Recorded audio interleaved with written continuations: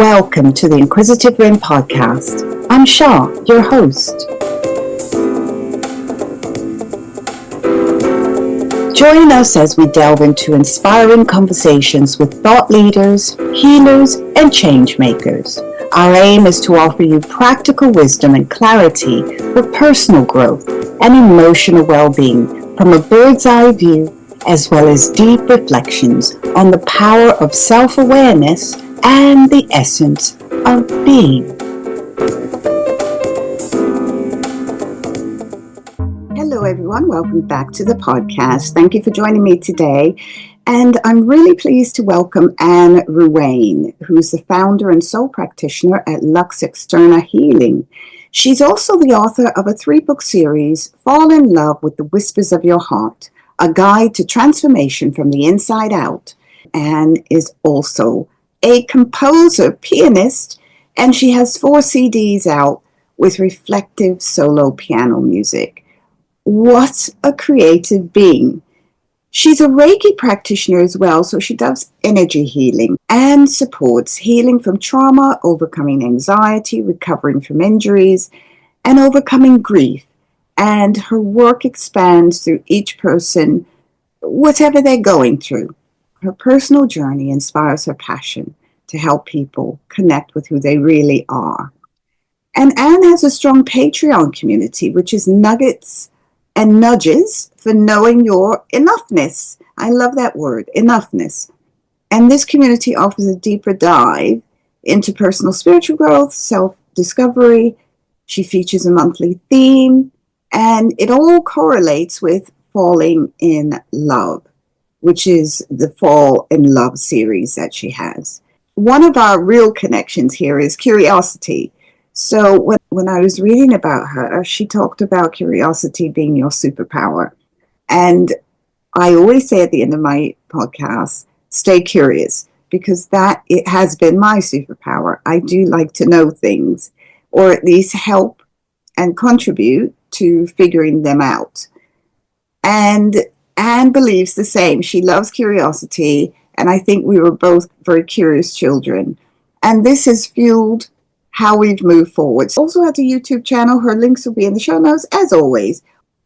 And also, before we move to the interview, of course, the normal spiel that I always say: subscribe to the channel. Subscribe to Apple and Spotify. We have a subscription service there. These are episodes that aren't posted elsewhere. And so there's lots of deep dives into different bits and pieces, some personal content, like one I have why and how I became a counselor. And also you can leave a 5-star review, leave a review or any review. Just let us know what you think, and also episodes that you might like to hear, topics that you might like to hear. Those comments are always very useful and helpful. Also follow us on YouTube. All social media, of course, the links are all there. And we do follow back. We do follow back as well. James has a look as well. I always have a look, and we do follow back. And I do reply to comments. So, without further ado, I hope you're doing well wherever you are in the world. And I hope life is treating you well. And I'm happy to have Anne on the show today. Happy spring. Here's the interview. Anne, welcome to the show. Thanks so much for being here. Well, thank you so much for having me, Shah. It's a delight to be part of your podcast today. Well, I want to learn all about your work. So tell us a little bit about what an energy practitioner is, because I know you call yourself a soul practitioner. So what will people get from coming to see you soul-wise, because this podcast is about spirituality, personal growth, psychology, and all of that? What does a soul practitioner do? Well, my training was as a Reiki master. And as I continued to work within the realm of Reiki and energy work, I continued my education through the Free Spirit School of Integrated Energy Healing, Developing Consciousness program. And as I did that, it really continued to open the energy healing within me and releasing limiting beliefs and getting a true sense of who I am And so then my work with my clients continued to reflect that space of acknowledging the mental energy, emotional energy, and how those really become blocks to our soul, to the truth of who we are. And so when we allow ourselves to get curious about those limiting beliefs or why we do things the way we do, it opens up a completely different space within us. And so that's where my belief is around my work, that is reconnecting people with who they are, inviting them to get curious about things that they hold, being willing to hold duality. I always use the and. It's like, this may be true, and there's another side of the puzzle, which is typically us, the part that we tend to ignore. So I invite that space of opening, and it's not about, me telling people how to think as much as guiding them into a different way of thinking that invites a fresh perspective about who they are. And that's where it comes to the space of a soul practitioner, because it really is getting to the nuts and bolts of who we know ourselves to be, instead of who we believe we are based on the feedback that we've gotten or the expectations that people hold for us. Any of that external becomes quiet. We mute that so we can really listen to the truth of who we are. And how do you think we lose who we are? Because some Eastern philosophy believes that when we come to this earth plane, we are who we are. Mm-hmm. And somehow along the way, we may appear to lose bits of ourselves or disconnect or disalign somehow. How does that happen for most of us?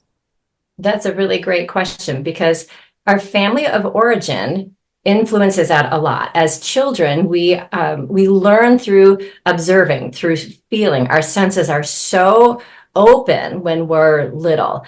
And so we gather information that way. And then the child mind kind of starts to go, oh, well, if I cry out and mom ignores me, then I have to learn how to not cry out if I need something. Or, we learn through those responses, and whether it's accurate or not is less of the issue, as much as understanding that those are our initial ways of understanding how we behave in order to get our needs met. And then it continues to grow. And the human desire is to be loved, to be seen for who we are, and to be loved. And so we learn how to really be observant about how other people respond to us. And sometimes that tells us maybe I'm not lovable, or this behavior is not lovable, or if I speak my opinion, that's not okay. And that makes people walk away and therefore abandon me, leaving me unloved. So there are multiple ways, multiple times throughout our life, that we are gaining information that feeds that natural human desire to be loved. So there are so many facets that come to it. And then we learn that we're not lovable. Like, we start taking on that external response and adopting it as our own, because we have no other way to decipher that. Like, the external world, that is our teacher. And so why would we not believe the teachers that surround us all the time? And their intentions are never to teach us that we're not loved. It's simply how, we interpret responses to things we say or do. And because I don't want it to get lost, you mentioned earlier about curiosity. And I know one of your beliefs is that curiosity is our superpower. So tell us about that. Why is curiosity so important? And why does it help us? How does it help us? I love being curious. To me, that sense of curiosity embraces that childlike nature within us. Children are always curious, and that's what, they're getting into things, and adults will say getting into trouble, but they're really just discovering, and they're understanding, and they're learning on their terms. And so it's like, oh, I wonder what this button does. I wonder what this is. And so it's this really innate desire to bring that childlike play into our day. And when we can get curious about experiences we have, it tends to open a new perspective. Like, if I think I can't do, I can't do yoga, then it's like, okay, well, let's get curious about that. Is that really true? Or is yoga something that's unfamiliar to me? Or is it something that maybe my body feels too sore and I don't know if my body can handle doing yoga, or, getting curious as to where that belief came from. So when we can step into where did that come from, or what's behind that, or how interesting that is my response to that, it opens a different space of knowing who we are and shifting perspective. Curiosity shifts perspective. And it's so important to be willing to look at things differently, because it's never, I shouldn't say never, it's rarely as we think it is, as we receive it. And there's a power in being curious, isn't there? It just, but also that brings me to the issue of creativity, or the idea of creativity and how we create. And I find spirituality to be very creative spaces, which we learn. But you are a musician. So now, I mean, for me, that's the top of creativity. I don't know how musicians do it. I don't know how you do it. I really don't. As you know, everyone cannot master an instrument or their voice. They think they can, they can't. Tell us about that. And also, I'd like to know, within your answer somewhere, were you born? Do you believe that you were born with this creativity? How are you drawn to your musicianship? That's a wonderful question. We never had a piano in our house when I was growing up, but I was always fascinated with piano. And I never said anything really to my parents about the desire to play, but I was always, any opportunity to watch someone play, or, to be near a piano. And then one day we had probably our first family meeting ever, and my parents were like, well, our neighbors are selling their piano, and if someone wants to take piano lessons, we'll go ahead and get the piano. I was like, oh my gosh, this is the dream come true. This is amazing. I'm like, yes, I will do this. So I was 11 years old when we first got a piano, and I just gobbled up the music. And then I broke my wrist, which was very sad. And I just continued to learn and do what I could along the way. And I found it to be the safest place for me to express myself. And I don't know that I would have put it in those words when I was, 11, 12, 13. But as I continued, like in high school, my mom always used to say, I could always tell what mood you were in by what you played when you got home from when you got home from school. And I was like, that's very fascinating. Like, it was such an innate response for me to turn to the piano to be my outlet, to be my expression, to find my way of really just being and not feeling any pressure to, have to perform a certain way or do a certain thing. And then when it was time for college and choosing a major, I'm like, well, I'm kind of good at the piano thing. Like, maybe I'll just do that. And continued to follow that. And I had a real gift for sight reading. So I was playing for choirs and accompanying for vocalists, and just really loving all of that ability to create with another person or with a group of people, and allowing I think it's magical. Allowing that magic to happen of what everybody brings, like a combined energy, into creating something so powerful, so meaningful. And my master's work that followed really became challenging for me. There was a lot of judgment, a lot of criticism that eventually numbed me out of wanting to play, because there was so much attack. And once I finished my master's degree, I literally did not play piano for like 10 years. I would not touch it. And that's where curiosity came into play. And I started going, I'm really missing it. I was teaching piano, but I wasn't playing for me. I was merely demonstrating for my students. And then I got to the point where I was like, I kind of want to play. I'm not really sure what to do. And then I started playing for a church, and just offering. It started out really simple, and then it became like playing for the choir, and then playing for, weekend masses. And it became this beautiful point of connection where I was like, oh, I remember what this feels like. This point of using my playing to pray with the congregation, and finding that, again, that really beautiful energy of connection with the congregation. And then I got a nudge during the pandemic to start jotting down like musical motives, and I was kind of curious about that. I've never been one to play by ear. I've never been one just to sit down and, play whatever. And so I was like, oh, okay, well, I guess we're doing this. And then a friend of mine said, I want to write a musical and I would really love if you would write the piano accompaniments.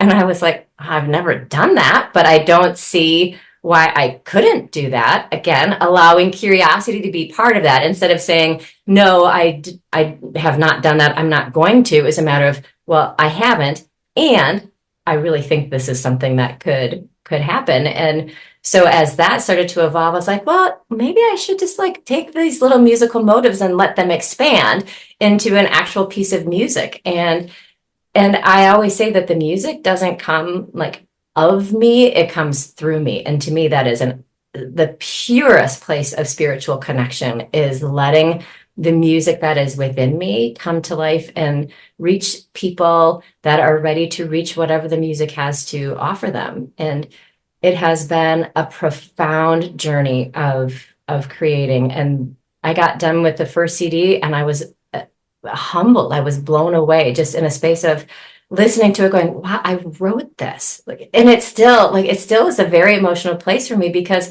it is something that, I was merely a channel for that and letting it happen, and then using my gift to record it, to play it, and to listen and go, that's not only music I wrote, but that's me playing that. And it's it's available now, worldwide. And that still just blows my mind. And then I got this nudge to, to do another one. I'm like, oh, is it even possible to write more? Can I even find other things to write? And curiosity steps in. It's like, give it a shot, see what is there, explore what happens. And it just continues to emerge. And I'm working on my 5th CD right now. And I love it. I just am continually in this space of there's more, it's different, and I feel so fulfilled. And when I'm composing, I also know when my human thinky self interferes, and it kind of disturbs the spiritual flow, because I start going, oh, I don't think that's right. I think it should be, I don't. And I hear myself saying that. I'm like, okay, it's time to walk away, because that curiosity, the openness, the flow, that connection to divine within me is getting a little bit clogged up by, fear. And so then I just walk away and allow that to happen. So it is truly a space of spirituality for me, letting divine work through me, connect within me, and I never know what's going to come.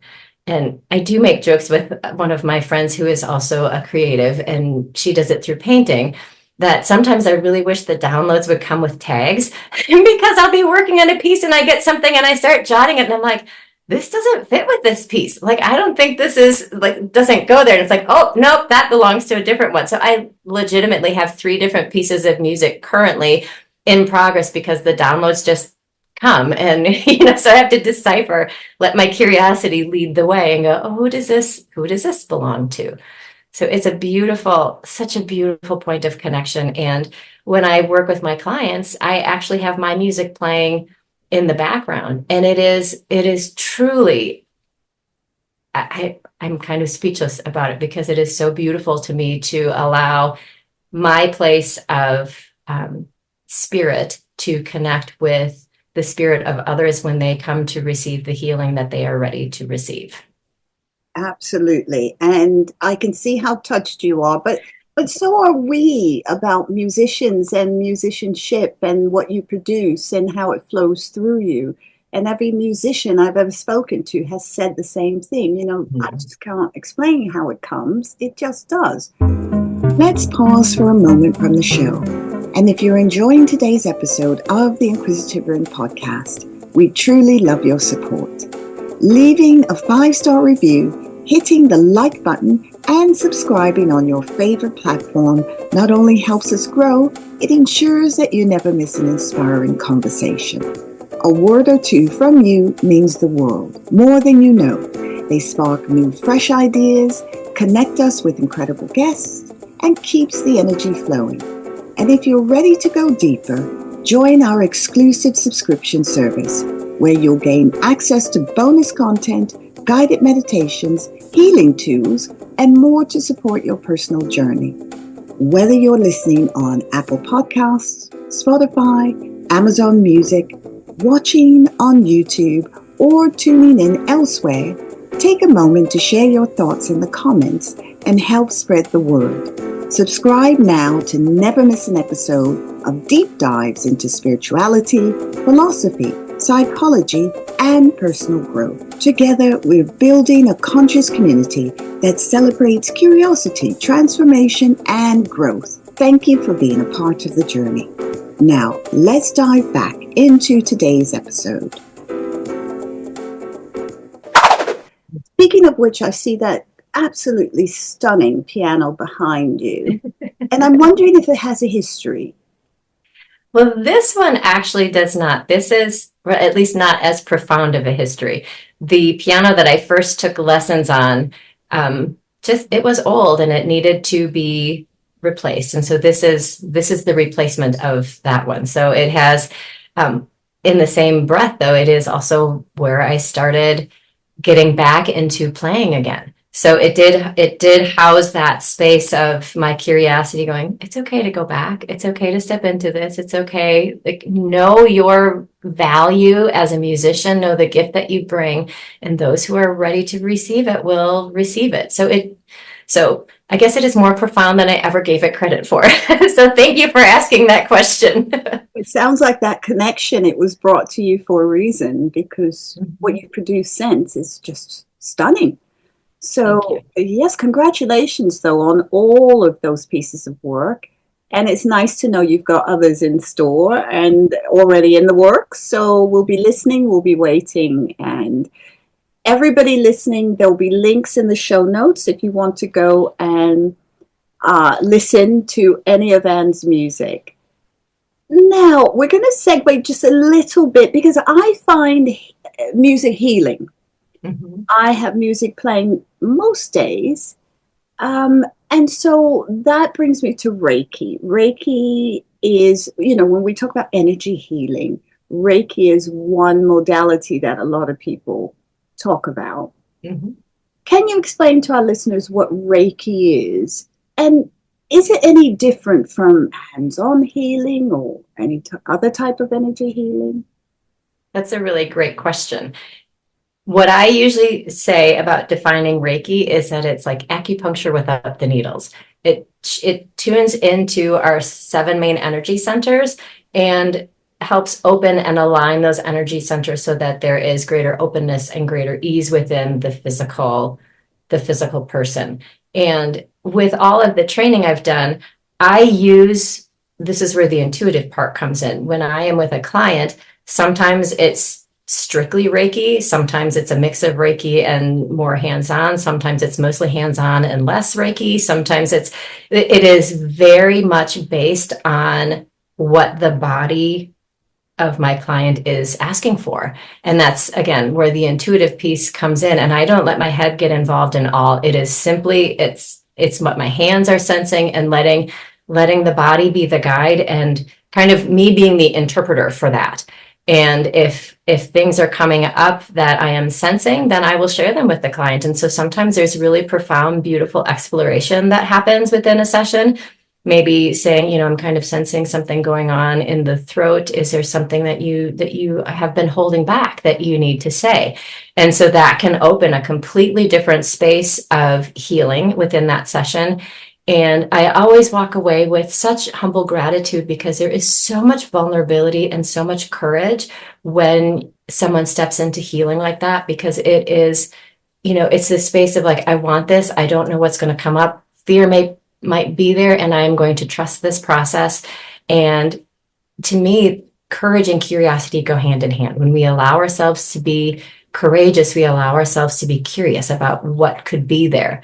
And so, Reiki has beautiful healing properties, and it really is a combination of all different things. And sometimes I will, Reiki traditionally starts at the head of the client and then works down through the body that way. And it's common for me to start at the feet. And ground people, let the energy, because we spend so much time in our heads, busy thinking and planning and worrying, or like the white noise of self-judgment, or take your pick. Like it can be any or all of the above. So I have a general tendency to start at the feet to let that energy come back into the body so my clients can go, oh, right, there is this other physical aspect that's attached to my head, because we can go through and just, we force our bodies and, to just work and produce and keep going. And when we pause and actually understand the magnificence of our bodies and what they hold and what they offer for us and how they get us through every single day, starting at the feet and bringing that energy in so that there can be a point of gratitude. And the way I do that is encouraging the breath. Just pay attention to the breath. You don't have to make it a certain way. Simply notice it. Is it deep? Is it shallow? Is it easy? Is it resistant? Because that again brings a different space of awareness that doesn't have to include judgment. It's simply, oh, well, I'm noticing this. I'm noticing this. And so again, brings that space of what's going on in the body. So Reiki can facilitate that, and the hands-on, yet it truly is very intuitive and allowing the energy to dance together in that space of healing. Yes, and I'm wondering, in your practice, what do you find has brought people the most distress? I mean, is it something in particular, or is it usually a combination of things? That's a really great question. I would say that if I peel back all the layers, the main item that comes up for people is feeling good enough, feeling like they are enough, that they give enough, they're smart enough, they're active enough, they're, they come in so many different forms of feeling like they are enough. And which is why I tend to use the word enoughness a lot. And I highly doubt it's an actual word, but I use it all the time, because that is our struggle. It's like knowing our enoughness, knowing our value, and knowing that I could say something to someone and they may not receive it well, but that doesn't mean that it's my fault. It doesn't mean that there is something wrong with me. And our culture generally teaches us that, not on purpose, but that's how we tend to receive that feedback. Oh, that's my fault that they felt bad, or they're upset, or whatever. And it's not. But so we have to unpack those feelings, those limiting beliefs. And that's, again, where curiosity is so powerful. Understanding that I have a right to say what I'm going to say, and that person has the right to receive it, how they're going to receive it. And that's where that's, again, another profound place for the and. They get to have their response, and I can understand and have compassion and say, okay, there must be something going on for them.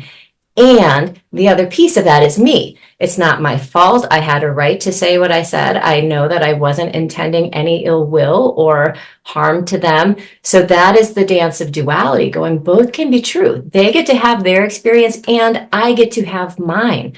Their experience doesn't have to be my truth. And that's a huge place of revealing and unraveling that space of knowing our enoughness. That's so good, because that duality is why you've been brought together in the first place. It's not just them and not just you. It's the two of you working together at the same time. Mm-hmm. And I love that.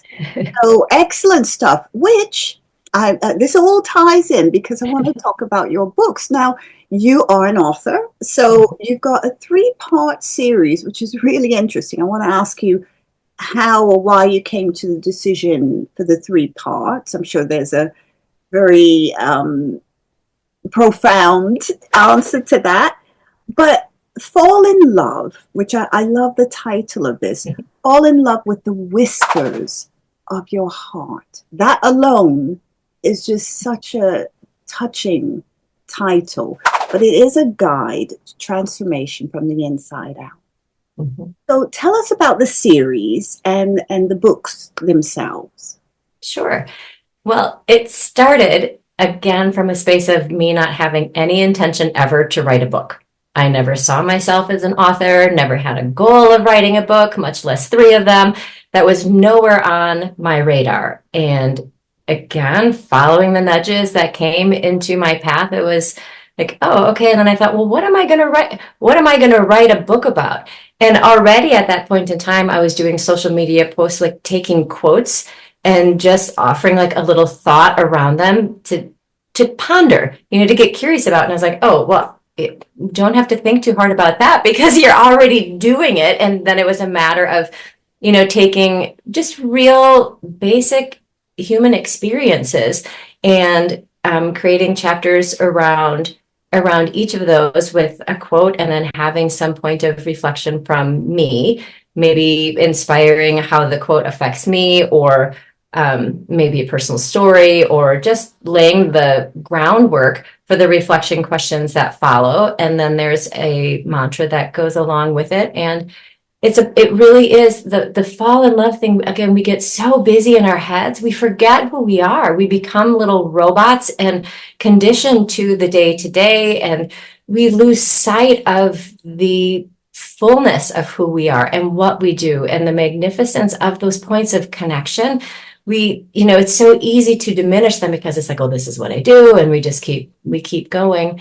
And the whole unfolding of the book, it was again very priceless, because each of the chapters starts with an introduction. And before diving into the quotes, it's take a breath and get curious. Every single one of them has that phrase in there: take a breath and get curious. And so it's laying that foundation to open the door to just opening your mind. And then when I was doing the first book, all of the prayers and poems that I had gathered, I didn't realize all the copyright rules. Again, unfamiliar, kind of naive to the process, just kind of going with the flow. And then I was told that I can't use those unless I get copyright permission.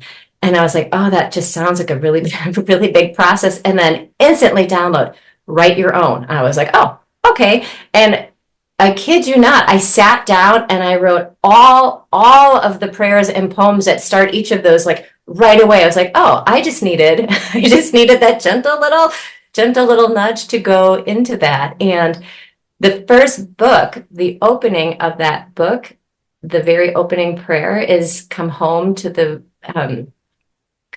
your heart, your sacred vault of truth, be curious, awaken, love. And that is exactly the foundation of my first piece, my solo piano piece that I wrote, that is part of my first collection. So there's a really profound connection there.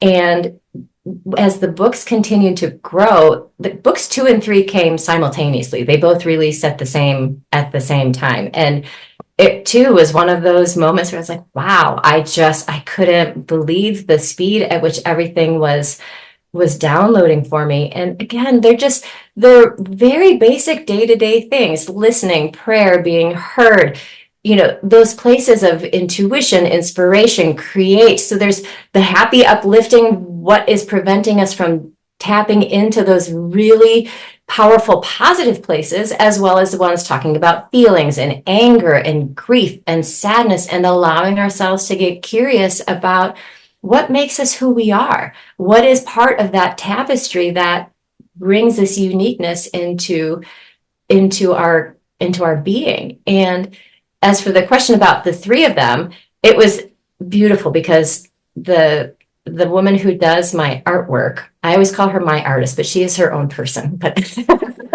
but she is just near and dear to me. And she has done the artwork for all of my CD covers as well as the books. And it was so interesting to notice how inadvertently it happened when we were doing the colors for the books, because the main artwork is the same, but the background colors are different. That the first book has the colors of the lower chakras, the red, orange, yellow.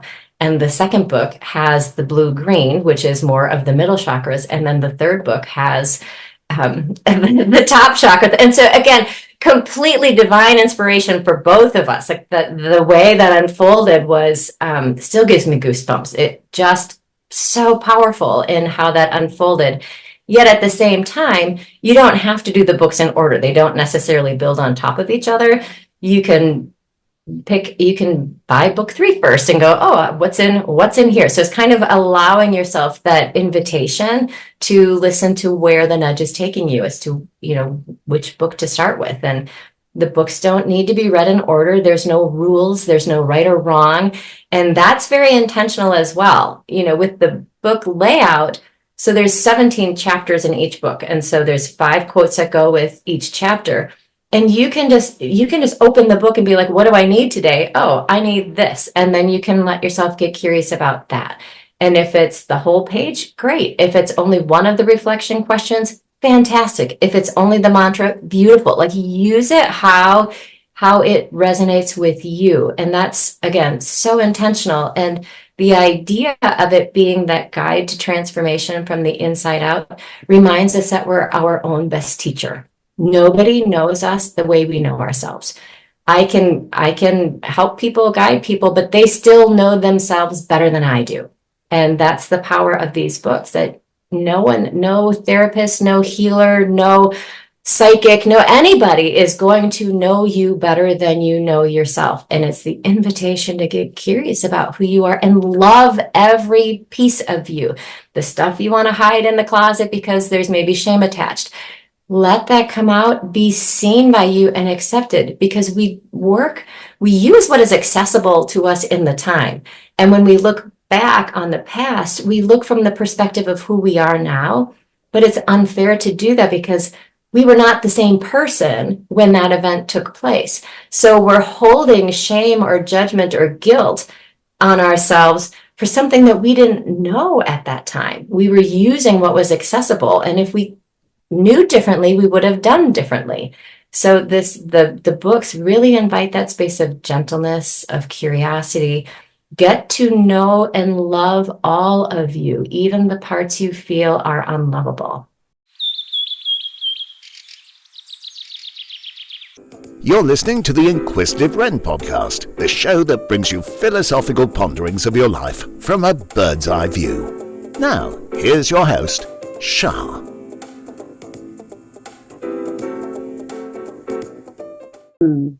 That's profound. And that is, I think, probably the £1 million or $1 million question for everyone.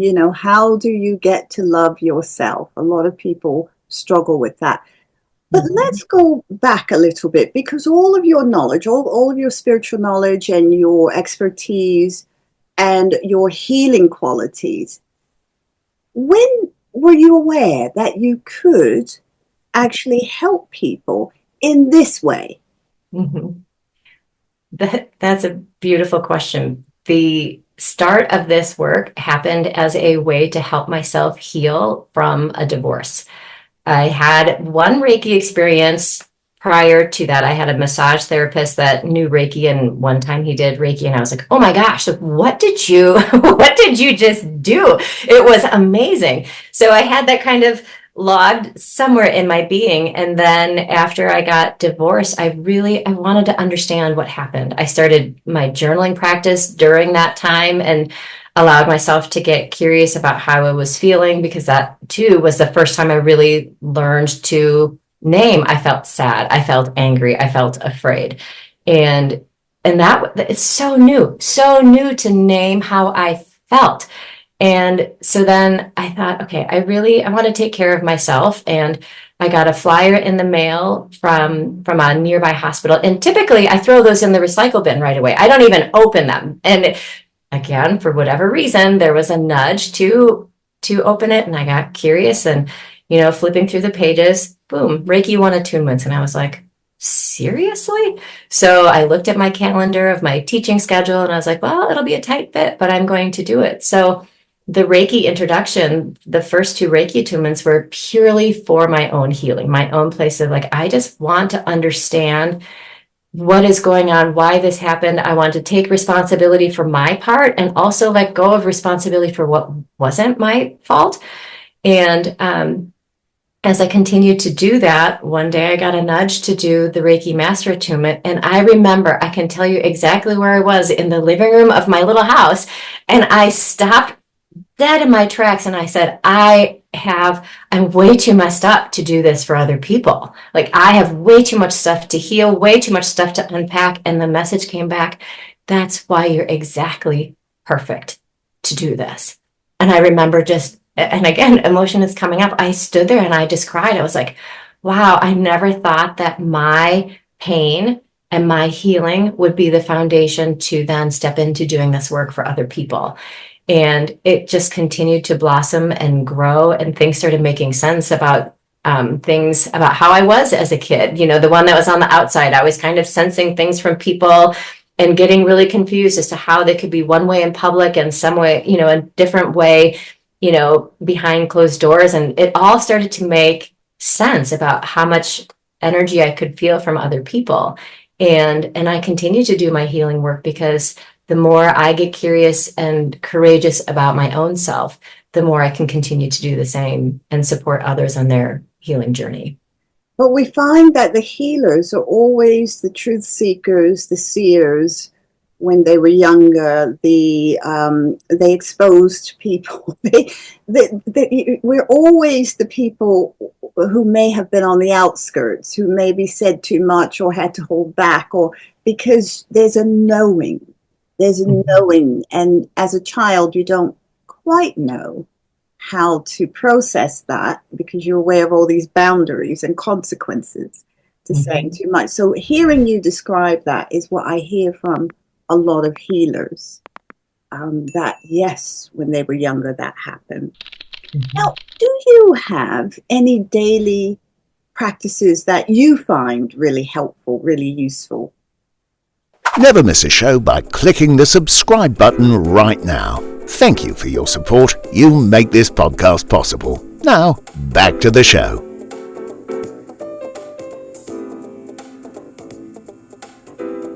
My day will always include time in nature. Like when I get up in the morning after I'm done, you know, with breakfast and enjoying my first cup of coffee, I will spend time. I've got a golden retriever, and he's my best buddy, and so he's a great excuse to get me out in nature. And he loves frolicking in the woods just as much as I do. And we've got some beautiful places very nearby that we can explore and just have that time with nature, even if it's cold, snowy, rainy. We just have that place of connection with nature that is truly my sanctuary. That is my safest place of respite. So I allow myself to feel held by the trees and to receive the sun. And then when I get home from that, I will do yoga. And that is a beautiful point of connecting with my body and appreciating where she is, what she has to offer today, offering breath, hydration, and stepping into going, this is where we are today, and opening to acceptance of that. And then I will do some journaling to check in where I am emotionally, or asking for support or offering gratitude. Those are very important things for me. As a healer, I do find that I need to be very aware of where I am so I can bring my best self to the table, literally and figuratively, with my clients, and have that point of acceptance of where I am. And actually, if I back up even further, before I get out of bed, I take a moment to, well, this time of year is beautiful because I have this little orchestra of birds that sing. So it's really lovely to take in their song. And then I open with gratitude and prayer before I even get out of bed. Thank you for this brand new day, for this opportunity to connect with who I am, to connect with you, to connect with, you know, the people who come into my world today, and to ask for guidance and support, and to always hold the highest intention for myself as well as all people I come into contact with. And I close every day with that place of gratitude as well. Like, so the last thing I do before I go to sleep at night is offer gratitude. I reflect through my day and find that place of gratitude, even for the hard stuff. Even when something is very challenging, I offer gratitude for the opportunity to see myself differently, to allow curiosity to inspire me to find a solution, even if the solution hasn't been met yet, to hold that space of knowing that as I continue to move through the fear or sadness or anger or whatever emotion is there, that my answer will come, because big emotion will interfere with receiving some of those answers. And so it's offering gratitude for how I feel. I do, like, that is ever since I learned how to feel, I offer gratitude whenever I do have those moments of big emotion. I'm just like, I am really scared, and I know I'm scared. And I tune in to little Ann, and I remind her that it's okay to feel afraid, and we're going to get through this together. We'll find our way. And that point of acceptance is really powerful, because I used to get very upset with myself for feeling in general, which is so counterintuitive. But I have a pretty clear feeling with my professional experience as well as personal experience that I'm not alone in that.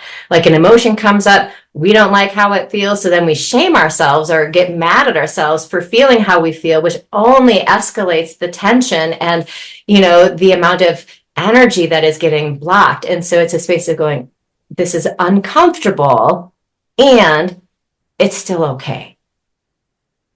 Yeah. So those are my general practices every day that I offer.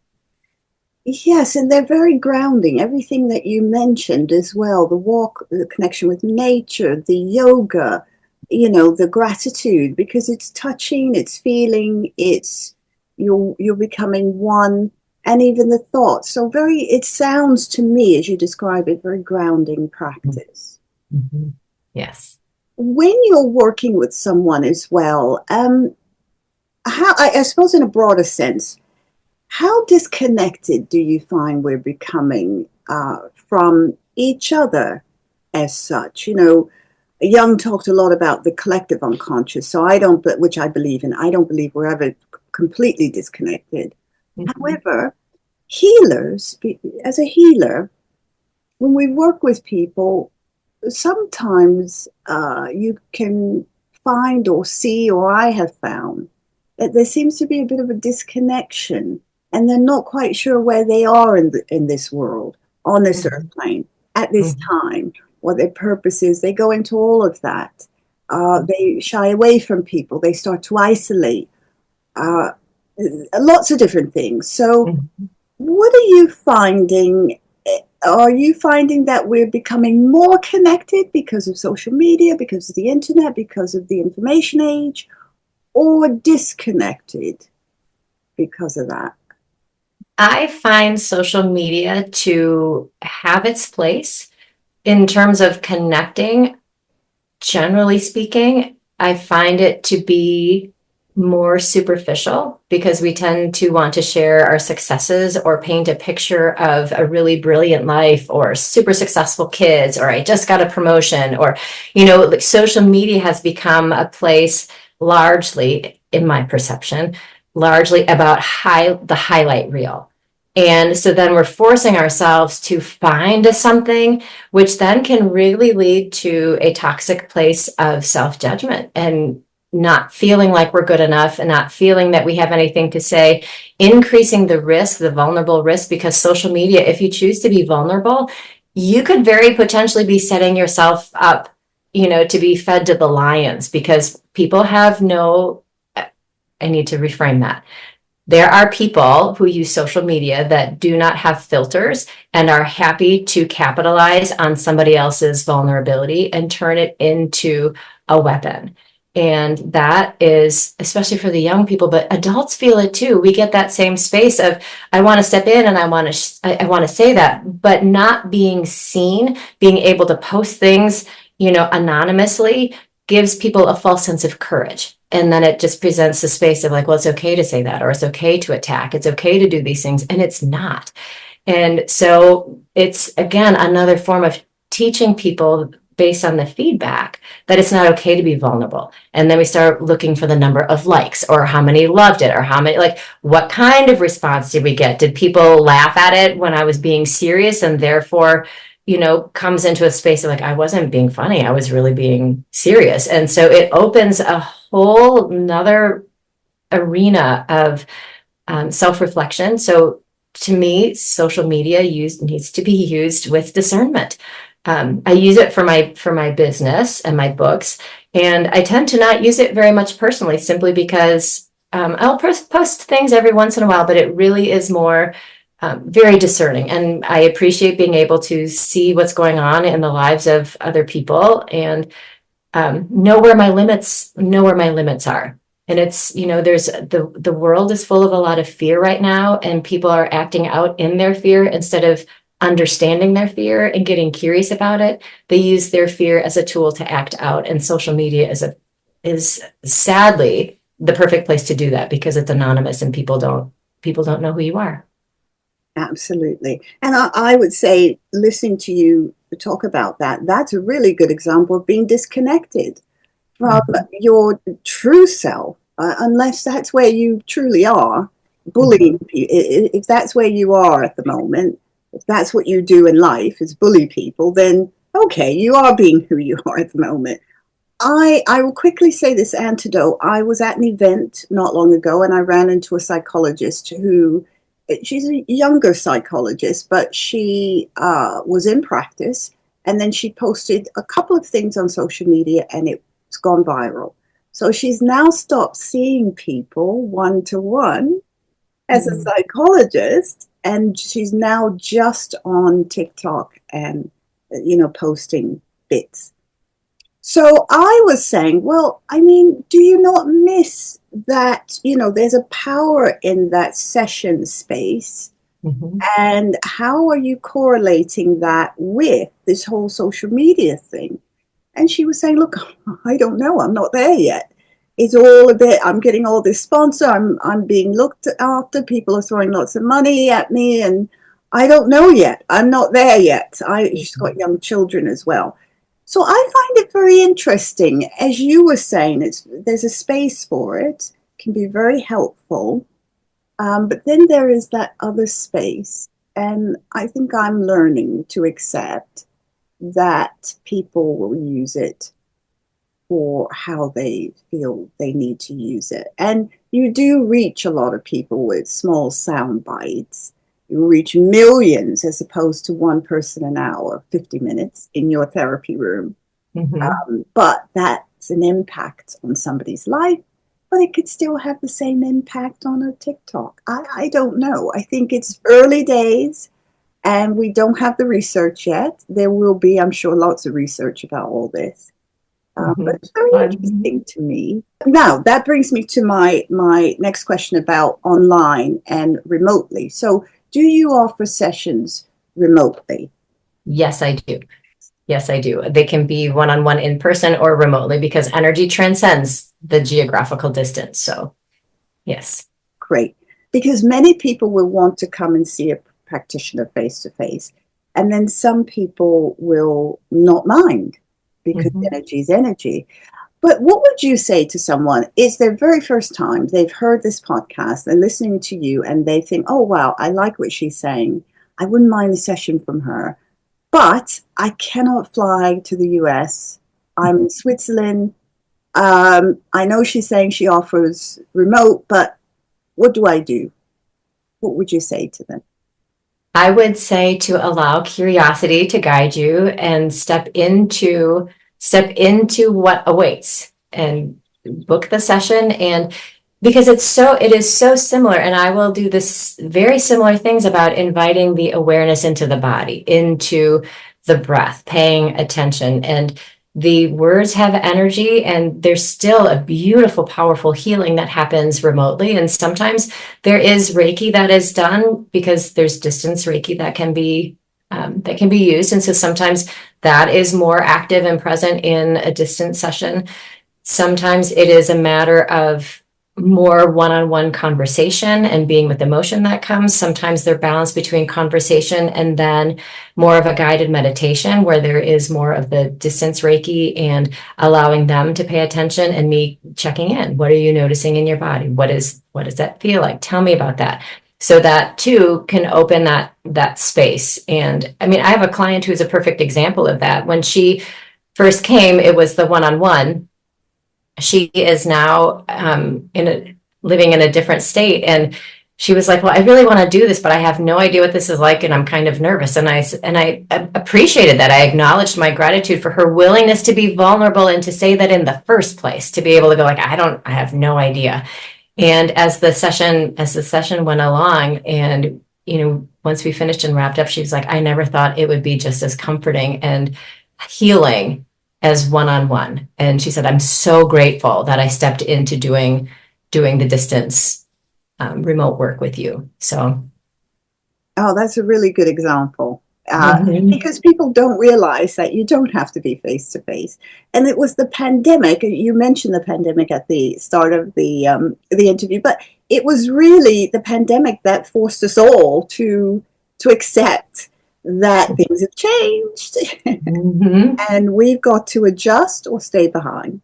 Mhm. And I say this all the time as a therapist. I like to be in front of someone. I'm watching their body, their legs, their feet, everything. I'm watching everything. Right. And all of a sudden, I was confined to this box. All I can see is that. We all had to adjust, and it was so fascinating for me. How did you fare through that whole, I'll use the word challenging time? Mhm. Well, that is really where the remote work, even via Zoom, where that started to become obviously much more familiar. And I think it was healing just as much for me as it was for my clients, because for them to step into the unknown right there with me, it was just like, all right, here we go. All we can do is take the next step. This is where we are, and we're going to take this next step together and navigate it. And I knew of the distance work. I know that energy transcends, geographic distance, that it wouldn't be an issue. Yet at the same time, my very human self is like, what's that going to be like? How is this going to work? Are they going to appreciate that? Am I going to lose clients? Like, what impact is this going to have? And God bless my clients. Like, they stuck with me through the whole thing. They were willing to be curious. They were willing to be courageous and step into something new. And it really was a powerful learning all the way around. And some of them, again, much to the testimonial that I just shared, said the same thing. Like, I never really thought that this would be as impactful as a one-on-one session. And it really, the pandemic did just stir up that place of fear. And like, how do we had to tap into our creative selves. We had to tap into that space of, like, for you, what you were saying, that, you're watching body language, watching feet, watching hands, and then to tap into a deeper space within you, knowing that you're only getting, just up, to be able to go, trust what you sensed in that. Trust that if, that they had a bouncing leg, you'd be able to, like, feel that, you would know that. And so to me, the pandemic actually invited a deeper space of acceptance of my own gift, and to really quiet the the ego mind, the fear, the human self of going, can you do this? Is there going to be something that's going to come up, and all of a sudden, like, all of, like, the fear of the repercussions of that. And so it invited that deeper space to my human self to go, this gift is part of you. This is who you are. Dive deeper. You're asking your clients to dive deeper. You get to dive deeper too. And it really invited a beautiful space of discovery. But I find it so curious that at the end of my podcast, I always say, stay curious. So there's an alignment there as well. But curiosity, I would agree with you, is one of our greatest strengths. And if we think we know everything, then I believe we've stepped out somehow. I don't know if we're taking a break, but something is not there. But Anne, what's next for you? What have you got coming up? Courses, anything you want our listeners to know about? Yes. So as I was saying, I have another CD that is coming out, and this is more for my local listeners, that I have classes coming up, a monthly class that will be doing a deep dive on each of the chapters of my book. So that is a very exciting opportunity. And the other thing that I do that is available to everybody, I have a Patreon community, excuse me, called Nuggets and Nudges for Knowing Your Enoughness. And I take a theme every month, and we just explore it. I do videos that offer my insight, offer questions, points of reflection. And it's a growing community, and I find it to be very rewarding to have that space that's accessible for everyone to explore and work together. Excellent. Now, are your classes hybrid at all, or are they just going to be face-to-face? Excuse me, I have been, I do have a webcam and I'm thinking about doing the streaming thing. And that is a place where my curiosity is going to serve me because I have not done the hybrid classes before. And I have been getting the nudge to do that, which is why I now have a webcam. So there is potential. So stay tuned, follow the website, like the information will be there. So I'm holding the and. Yeah, it has to be right for you as well. Absolutely. And there has to be interest and all that. Yes, exactly. But fantastic, because you could be in Australia and although the time difference is huge, so I don't know, but wow, thank you so much, Anne. This has been fantastic. Learned so much about Reiki. People often ask, what's the difference? Well, you've just explained it in detail. So some timestamps will be there as well for you guys. If you just want to jump to the bit about what is Reiki, that will be in there. Follow Anne on her website or her social media. It's mainly Instagram, isn't it? But you also have a YouTube channel. I do have a YouTube channel. I'm on Instagram. I'm on LinkedIn. I'm also on Facebook. So there are many. The content is the same, regardless of where where your comfort is. So yes, you can find me just about anywhere. Wonderful. Well, thank you for all the great work you're doing. People need healers. And many people shy away from their gifts. I call it a gift. And many people feel that, they can't do it. They're not ready. And you gave a prime example of, well, I did it through adversity, through difficult times. And that's usually where we shine. So thank you for sharing that as well. Thank you so much for having me, Shaw. I really appreciated this time and thoroughly enjoyed our conversation. It's been a pleasure.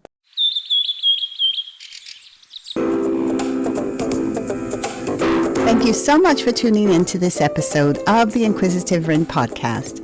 I hope you found it insightful. If you did, I'd love for you to share it with a friend who might enjoy it too.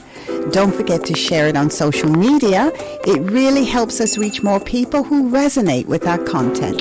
If you haven't already, make sure to follow the show. It's the best way to stay connected and help our Inquisitive Wren community grow. I'd also love to hear from you. Leave a rating and a review to let me know your thoughts, and be sure to follow so you never miss the latest episodes or behind-the-scenes content from the Inquisitive Wren.